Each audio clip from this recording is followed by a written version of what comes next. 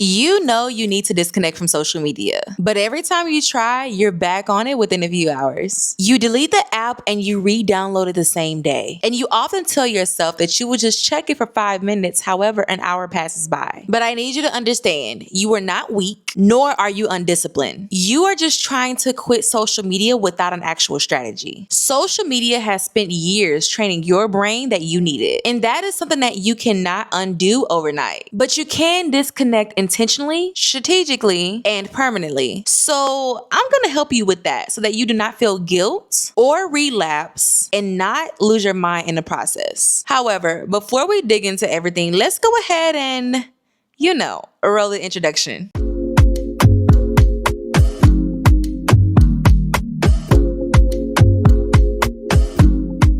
Hey, my name is Leah and I'm the face behind Content by Leea. I help content creators make an impact on YouTube, but I also help entrepreneurs grow their income within their business. And yes, we do this all without using social media. If you are new to my channel, or maybe you've never seen one of my videos, I do want you to grab a pen and paper and take some notes because I definitely tend to over-deliver. Now, if you're not new to my channel and you are a returning subscriber, I just want to say, hey, welcome back. And I am glad that you are back. Before we jump into why you clicked on this video, I do want to give a little disclaimer. I have convinced myself why people get on social media in the first place. One of those being that people get on social media for validation. They need to know that someone sees them, agrees with them, or even like them. Every notification to them is a little hit of I matter. And when a person doesn't get validation, they feel like they have been rejected. So those people, or maybe even you, keep posting, checking, and chasing that feeling. But I have another reason for you. People also get on social media to prove a point. They want to show everyone that they are successful, happy, and living their best life. It's not actually about enjoying the moment. It's about making sure that everyone else knows that they are enjoying the moment. And that is what we call performing your life instead of actually living it. But the truth is, no matter if it's reason number one, people are living on social media for validation or to prove a point, they, or maybe even you, will never find peace that way. They and or you will forever be stuck. Being at peace or living in your own world is something that social media will never be able to do.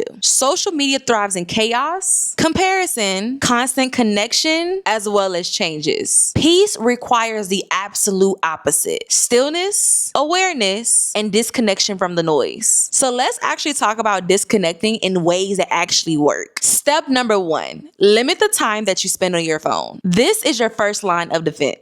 Phones nowadays have built-in screen times that will allow you to set a timer of how long to spend certain limits on your phone with specific apps. Use them. Start by tracking how much time you spend on social media daily. You'll probably be shocked. Then set a realistic limit. Don't go from 4 hours a day to 0. Start with cutting it in half. If you spend 2 hours scrolling, set a 1 hour limit. When you hit the limit, your phone will lock you out of that app for the day. And here's the key: do not override it. Let the limit do its job. This trains your brain to understand that social media does not get an all access pass to your attention. It is a limited resource. And over time, you'll end up finding out that you don't even need to use the whole hour. That limit creates awareness, and the awareness is the first step to change. Now let's talk about step 2. Use social media only on certain days. Once you've gotten used to time limits, it's now time to limit the days that you use social media. Pick 2 or 3 days a week to allow yourself to check in. Maybe you're only on social media Monday, Wednesday, and Friday, or even only on Tuesdays and Thursdays. But let me be more realistic. Maybe Monday, Tuesday, Wednesday, Thursday, you're not on social media, but on Friday, Saturday, and Sunday, you are. Well, technically, Sunday, maybe you shouldn't be on it because you may have to go to bed at a certain time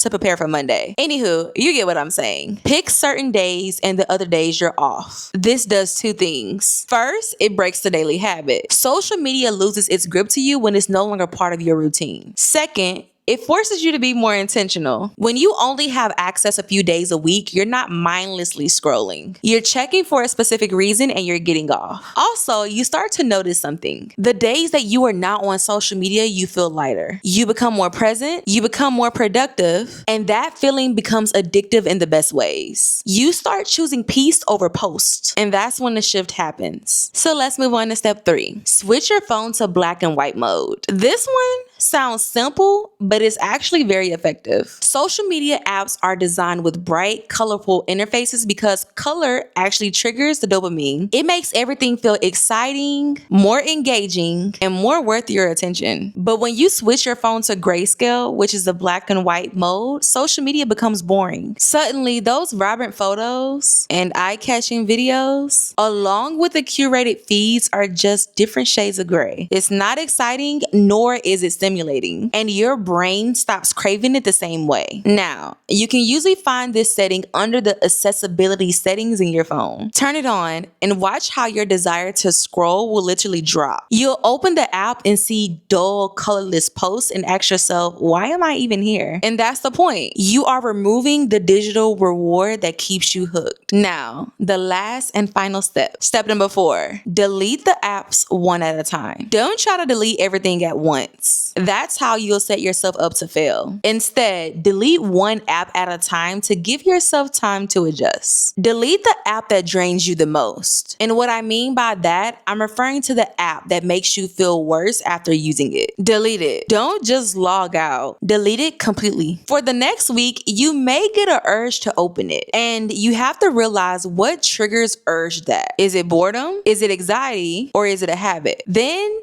find a replacement. If you normally scroll when you're bored, find something to replace it with. It may be a book or even a podcast, maybe going for a walk or developing some other hobbies. After a week, if you don't miss it, just move on to the next app. Repeat the process. One by one, you are dismantling the hold that social media has on you. And by that time, you will delete them all. And the good thing about it, you won't even look back. And the reason being is because you have proven to yourself that you do not need the social media apps to feel fulfilled.